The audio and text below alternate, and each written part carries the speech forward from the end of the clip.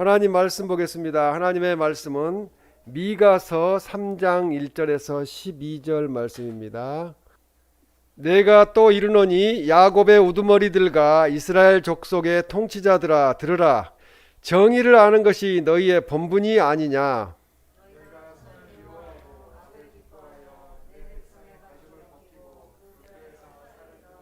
그들의 살을 먹으며 그 가죽을 벗기며 그 뼈를 꺾어 다지기를 냄비와 솥 가운데에 담은 고기처럼 하는도다.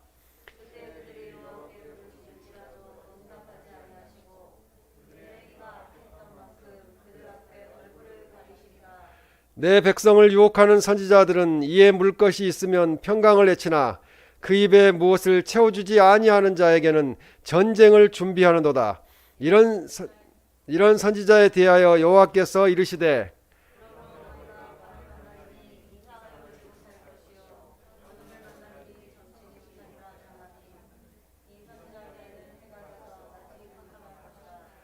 선견자가 부끄러워하며 술격이 수치를 당하여 다 입술을 가릴 것은 하나님이 응답하지 아니하심이거니와.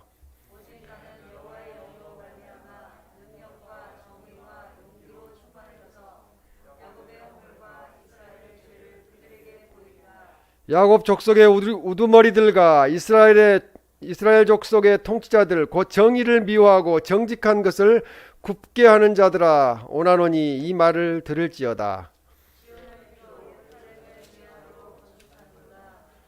그들의 우두머리들은 뇌물을 위하여 재판하며 그들의 제사장은 싹스를 위하여 교훈하며 그들의 선지자는 돈을 위하여 점을 치면서도 여호와를 의뢰하여 이르기를 여호와께서 우리 중에 계시지 아니하냐 재앙이 우리에게 임하지 아니하리라 하는도다. 이러므로 너희로 말미암아 시온은 가라앉을 밭이 되고 예루살렘은 무더기가 되고 성전에 사는 수풀에 높은 것이 되리라. 하나님의 공의 회복이라는 제목으로 하나님 말씀을 전하겠습니다.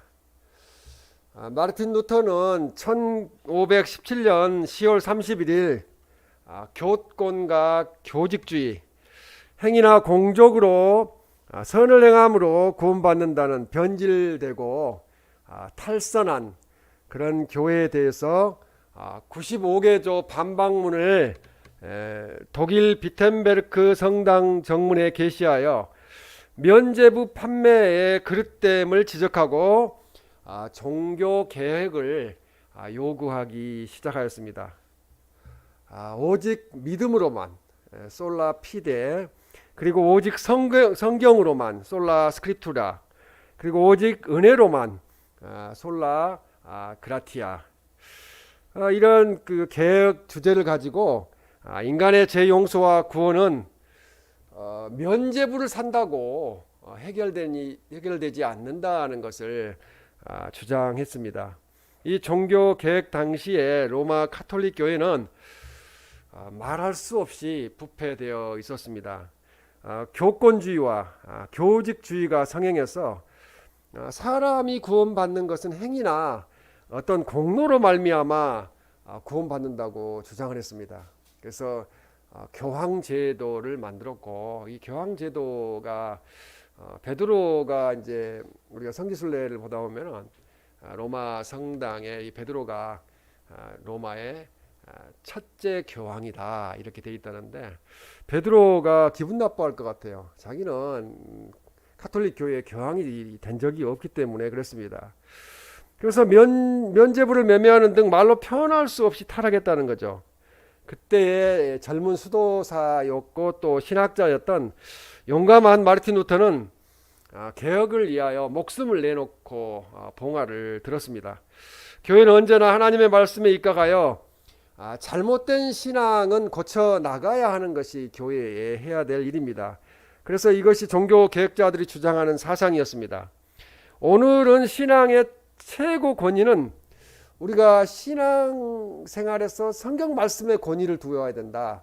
모든 말씀은 하나님의 말씀에서 나온다는 것을 우리는 알아야 합니다.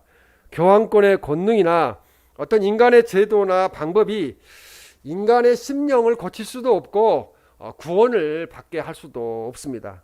하나님의 말씀만이 신앙의 표준이 됩니다.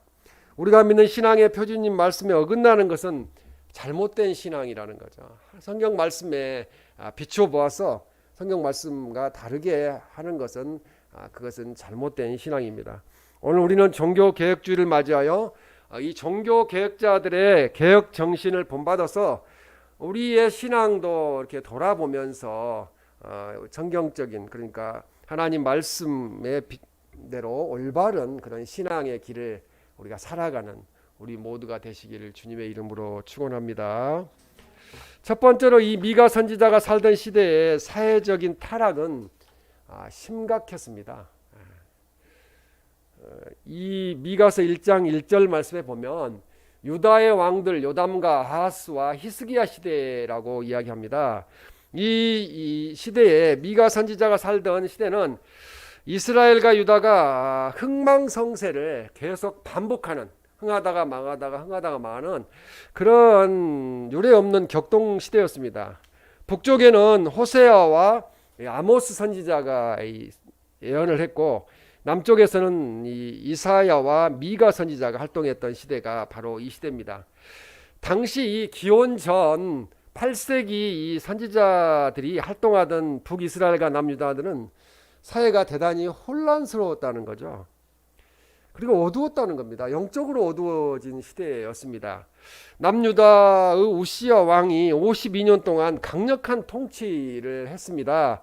그 패단으로 이 중앙 집권에 강한 안건을 얻고 일어선 관료들, 그러니까 정치 지도자들, 지도자들이 행포를 부리게 되었고요, 부패하게 되었습니다.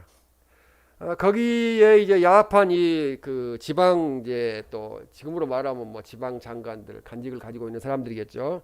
또 그들과 제사장들과 이 거짓 선지자들이 이 정치 세력과 야합하여서 이 탐욕적인 부패를 저지르게 되었습니다. 이러한 부패는 요담과 아하스 시대에 더욱 심해졌습니다. 그래서 이사야 선지자가 이사야 1장 4절에 슬프다 범죄한 나라요 허물진 백성이요 행악의 종자요 행위가 부패한 자식이로다, 이렇게 표현하고 있습니다. 탄식하는 말씀이죠. 세상이 너무 악하고 공의가 무너져 있기 때문에 탄식하는 말씀입니다. 치리자들, 정치하는 사람들의 착취가 어찌나 심했던지 미가 선지자는 이것을 탄식하여서 미가서 7장 2절 3절 말씀에 보면 경건한 자가 세상에서 끊어졌고 정직한 자가 사람들 가운데 없도다. 또 3절에 악을 부지런히 행하는도다. 지금 우리가 살고 있는 시대가 이런 시대가 아닌가 생각을 해보게 됩니다.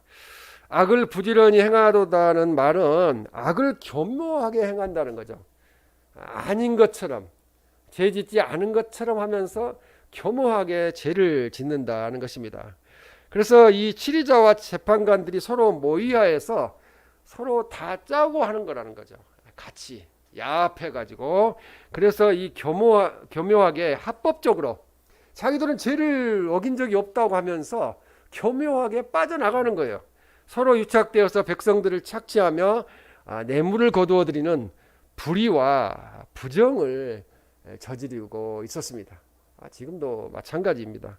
그러므로 이 미가 선지자는 미가서 7장 4절에 형벌의 날이 임하였으니 이제는 그들이 요란하리로다, 그렇게 말합니다. 무슨 일이 일어나는 거? 나의 제약은 아닌가? 나의 또 정치 지도자들의 제약은 아닌가? 또 종교 지도자들의 제약은 아닌가? 특히 우리 믿는 백성들의 제약은 아닌가? 우리가 되돌아봐야 할 줄로 믿습니다. 선지자는 세상에 믿을 사람이 없다는 것을 매우 슬퍼했습니다. 그래서 이웃을 믿을 수 없고 또 친구들도 의지할 수 없이 된 불신사회를 바라보며 미가 선지자는 이렇게 말했습니다. 미가서 7장 5절에서 6절, 너희는 이웃을 믿지 말며 친구를 의지하지 말며 6절 하반절에 사람의 원수가 곧 자기 집안 사람이로다, 이렇게 말씀합니다. 우리는 연일 계속되는 뉴스 속에서 참 말세라는 이야기가 입에서 떠나지 않는 그런 세상에서 살고 있습니다. 이처럼 치리자들과 지도자들의 타락의 물결은 드디어 온 사회와 가정 구석구석까지 파고들어서 그래서 이제 더 타락하게 만드는 그런 상황을 만들어내었습니다. 그래서 미가 선지자는 눈물을 흘립니다. 울면서 말씀을 한 거죠. 미가서 1장 8절 9절 말씀을 보면 내가 애통하며 애곡하고 벌거벗은 몸으로 행하며 들깨같이 애곡하고 타조같이 애통하리니 이렇게 말씀합니다. 선지자는 유다의 죄악을 고발하기에 앞서 그가 자기 백성들이 또 자기를 치리하는 치리자들이 그렇게 타락한 것에 대해서 너무나 고통스럽고 안타까워서 눈물을 흘리게 되었습니다. 두 번째는 하나님께서는 공의 회복을 요구하십니다. 공의가 회복돼야 된다는 거죠. 너무 쉽게 그런 말들을 사용하는 것 같아요. 정의사의 구현, 또 공의 회복, 이런 이야기들을 이제 쉽게 쓰는데요. 너무 모르는 거죠. 그래서 하나님은 우리에게 하나님의 법과 질서를 주셨다는 것입니다. 그래서 우리 사회에는 양심과 규칙이 있습니다. 근데 지금 이 사회가 힘든 것은 양심과 규칙이 무너지고 있기 때문에 그렇습니다. 백성의 지도자를 세우는 이유는 정의와 질서를 바로잡기 위함입니다. 인물이 맑아야 아랫물이 맑듯이 지도급에 있는 사람들이 하나님을 두려워하고 하나님의 공법에 바르게 맞추어서 정직하게 살아야 합니다. 하나님이 요구하시는 공의를 회복하기 위해서는 이 정치 지도자들이 넘겨주세요. 정치 지도자들은 자기 자신보다 백성을 먼저 생각해야 합니다. 지금 이 시대 정치 지도자들이 이걸 알았으면 좋겠어요. 자기 자신보다는 백성들의 입장에서 안타깝게 생각하는 그런 마음이 있었으면 좋겠습니다. 미가 3장 1절에 야곱의 우두머리들과 이스라엘 족속의 통치자들아 들으라는 거죠. 쉐마 들으라. 정의를 아는 것이 너의 본분이 아니냐 이렇게 말합니다.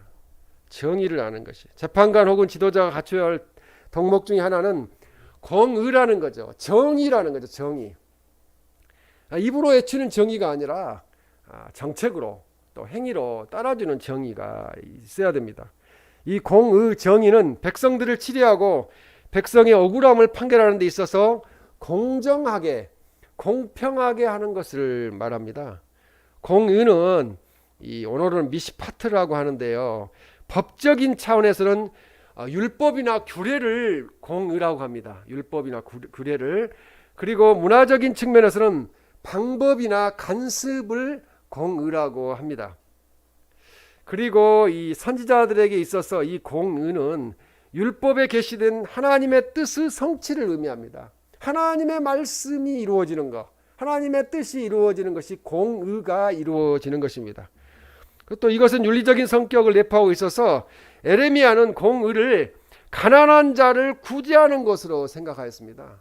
그래서 가난한 자를, 그것도 공의라는 거죠. 너희의 본분이 아니냐라고 1절에 말씀을 하시는데 이 수신자들 곧 야곱의 두령들과 정치 지도자들이죠. 또 이스라엘 족속의 치리자들의 공의로 책임을 지기보다는 자기 편리와 만족을 위하여서 고의적으로 공의를 굽게 만들었다는 지적을 하고 있습니다. 미가 3장 1절에 정의를 아는 것이 무엇인가에 대해서 말씀을 하는데 지도자들의 갖추어야 할 덕목이 공의이지만 야곱의 우두머리들과 이스라엘 족속의 통치자들은 분명히 공의를 알고 있었다는 거죠. 하나님의 율법을 너무나 잘 알고 있었기 때문에 공의를 알고 있었음에도 불구하고 자기 욕심을 채우기 위해서 공의를 버리고 악을 행하기를 즐거워하였습니다. 이 설교를 준비하면서 제가 유튜브를 2개를 봤는데요. 그것이 다 목사들에 관한 거였어요. 그러나 하나는 이단 목사고 하나는 정상적인 목사였는데 이게 말씀 들어보니까 이단이나 정상적인 사람이나 다를 바가 없는 그래서 너무 타락에 있어서 지금 다시 종교 개혁이 일어나야 될 그런 시기에 우리가 살고 있습니다. 미가 3장 2절에 악을 기뻐하여 내 백성의 가죽을 벗기고 그 뼈에서 살을 뜯어. 그렇게 하고 있습니다. 백성의 가죽을 벗기는 것이 아니고 그런 것도 문제지만은 교인들에게 헌금을 강조해서 그 자기 재산을 다 버쳐버리고 돈이 없으니까 이제 파지를 주어 가지고 그걸 갖다가 바치는 그 모습을 보면서, 물론 이단 교회니까 그런 일들이 일어나고 있겠죠. 현 시대가 참 악하고 잘못된 시대구나 하는 걸 생각하게 되었습니다. 이 미가 3장 2절에 3절 말씀에 보면은 야곱의 두령들과 이스라엘 족속의 치리자들이 공의를 저버렸다는 거죠. 그래서 행악을, 너무나 많은 악을 행하였다고 묘사하고 있습니다. 야곱의 우두머리들과 이스라엘 족속의 통치자들은 자신들의 직무가 백성들을 공평하고 공정하게 다스리는 일임에도 불구하고 자기 만족을 위해서, 자기 것을 차지하기 위해서 백성들을 착취했다는 거죠. 백성들을 착취했다는 것입니다. 미가 선지자는 지도자들의 행위를 사람들이 고기로 음식을 만들 때 행하는 방식을 빌어서 표현하고 있습니다. 사람들이 이게 음식을 만들 때 고기를 이렇게 가죽을 벗기고 살을 다지며 뼈를 발라내잖아. 그렇게 발라내듯이 지도자들은 백성들을 무자비하게 다룬다는 거죠. 다 착취해 간다는 거죠. 서민을 위한 그런 나라가 되어야 됩니다. 그들의 이러한 행위는 하나님을 두려워하지 않는 자세에서 비롯된 것이며 선을 미워하고 악을 좋아하는 안악한 마음에서 나온 것이라고 말씀합니다. 미가 3장 4절에 보면 이렇게 삶으로 여호와께 부르짖을지라도 응답하지 아니하시고 하반절에 그들 앞에 얼굴을 가리시리라 이렇게 말씀합니다. 얼굴을 가리시리라, 또 응답하지 아니하시고는 이 병영을 이루는 표현으로서 하나님께서 지도자들의 간구를 애면하실 것이라는 거죠. 듣지 않으신다는 것입니다. 하나님의 애면과 무응답의 원인은 공의를 버리고 백성들을 압제하는 그런 지도자들의 제약 때문이라는 것입니다. 그들은 자신들이 언약 백성이며 하나님께서는 우주를 다스리는 분이시기 때문에, 자기들은 선택된 민족이기 때문에 우리는 어떤 제약을 저질러도 용서하실 거야 하는 그런 마음으로 살았습니다. 그래서 죄를 가지고 있으면서도 응답을 받았고 또 도와주실 것이라고 생각을 하였습니다. 그러나 공의 대신에 불의를 행하고 하나님과의 언약을 파기한 자들이 하나님의 응답과 축복을 기대하는 것은 어불성설이라는 거죠. 그래서 이스라엘 족속의 통치자들은 하나님의 율법을 무시하였으므로 하나님과의 언약 관계가 파기되었고 결국 하나님의 심판을 받을 수밖에 없게 되었습니다. 이게 작은 두 번째, 교회 지도자들은 세상 사람들을 두려워하지 말고 하나님을 두려워해야 합니다. 미가서 3장 5절에 보면은 선지자들은 이에 물 것이 있으면 평강을 내치나 이렇게 말합니다.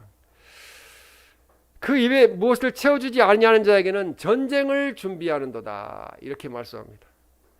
그래서 5절 말씀은 거짓 선지자가 자신의 목적을 위해서 거짓 예언을 한다는 거죠.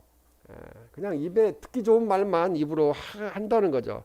이에 물 것이 있으면 그 입에 무엇을 채워주지 아니하는 것은 같은 말입니다. 근데 평강은 이제 전쟁과 대조를 이루고 있는 것. 평강을 외치다가 갑자기 자기에게 무엇을 갖다 주지 아니하면 전쟁을 선포한다는 거죠.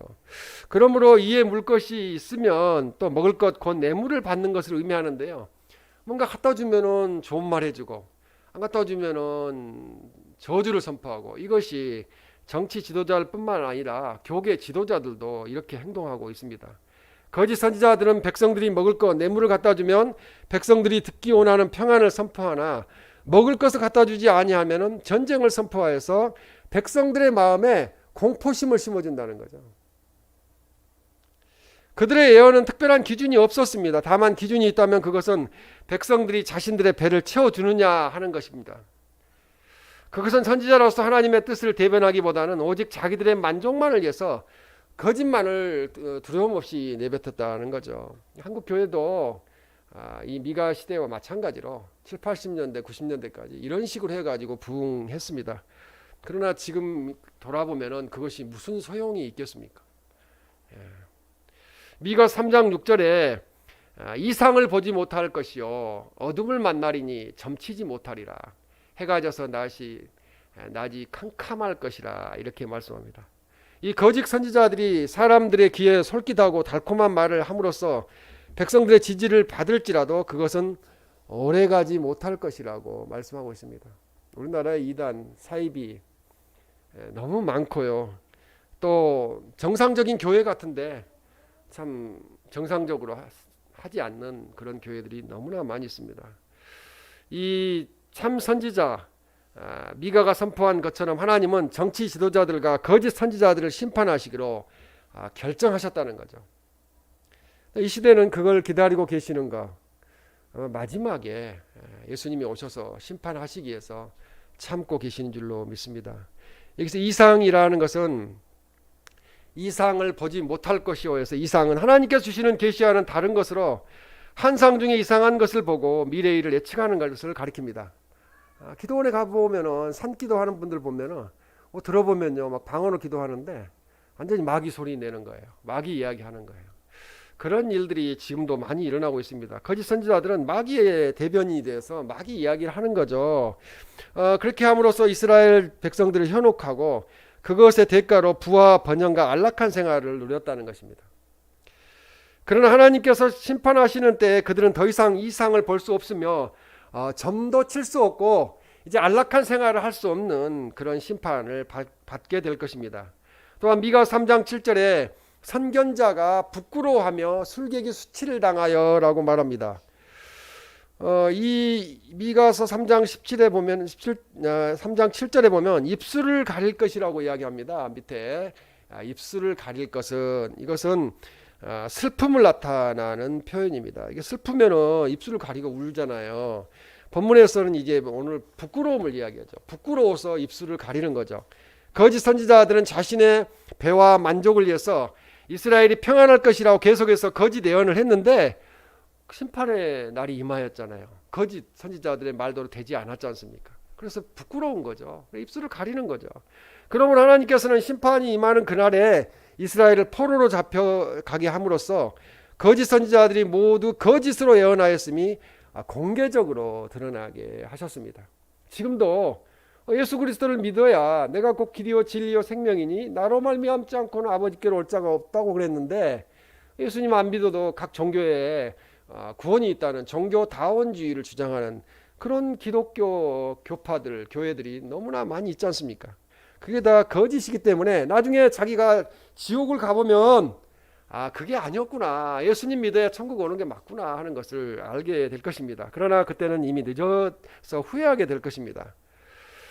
심판의 날에 거짓 선지자들은 자신들이 한 번도 하나님의 음성과 응답을 들은 적이 없는 존재들임을 적나라하게 드러낼 수밖에 없게 됩니다. 모르기 때문에 그렇습니다. 그래서 백성들에게는 이게 백성들에게서 부끄러움을 당하게 되는 거죠. 봐라, 너 이야기한 게 하나도 맞는 게 없지 않느냐, 거짓이었구나, 이렇게 드러나게 될 것입니다.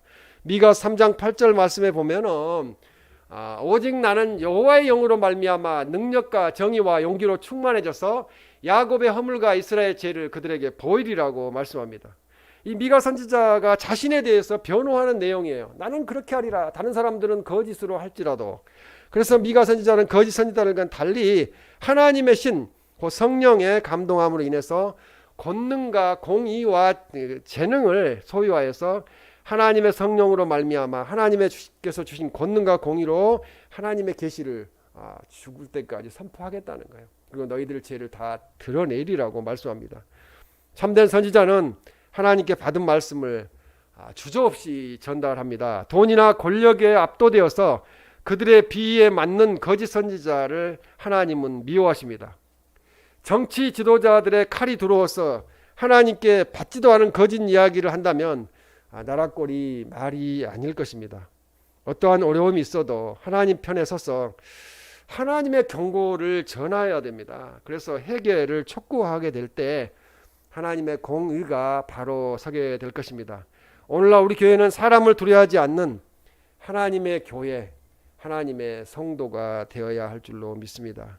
지도자는 양심의 법을 어기고 돈을 넘겨주세요. 돈을 위하여 살지 말아야 합니다. 지금 이 시대가 뭐 다 그렇게 사는 사람이 너무 많죠. 그래서 미가 3장 9절에 정의를 미워하고 정직한 것을 굳게 하는 자들아 이렇게 말씀합니다. 정의를 미워하고 정직한 것을 굳게 하는 자들은 이 야곱 족속의 우두머리들과 그리고 이스라엘 족속의 통치자들입니다. 이러한 표현은 이스라엘 지도자들의 죄악이 매우 심각했다는 거죠. 그래서 특별히 정의를 미워한다는 거죠.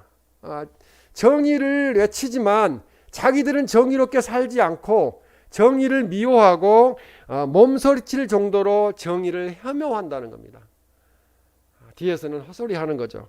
이스라엘의 지도자들은 공의 자체에 대해 강한 거부감을 표시할 뿐만 아니라 악을 즐겨하는 그런 사람들이었습니다. 그래서 미가 3장 10절에 시온과 예루살렘을 거론하면서 말씀을 합니다. 이 시온은 하나님의 거룩한 성인 예루살렘을 다른 표현으로 시온이라고 합니다. 미가는 지도자들의 죄를 피와 동일시하면서 시온을 피로라고 말씀합니다. 그래서 지도자들이 끔찍이 죄를 범했음을 강하게 지적하기 위해서 피를 지적합니다. 이스라엘 지도자들은 끔찍한 죄를 범하여서 자신들의 만족을 채웠으며 사회적인 이치를 자기들이 차지해 나갔습니다. 그것은 하나님의 거룩한 성인 예루살렘을 피로 죄로 세우는 것이었습니다. 미가 3장 11절에 보면 그들의 우두머리들은 제사장은 선지자는 이렇게 다 지적합니다.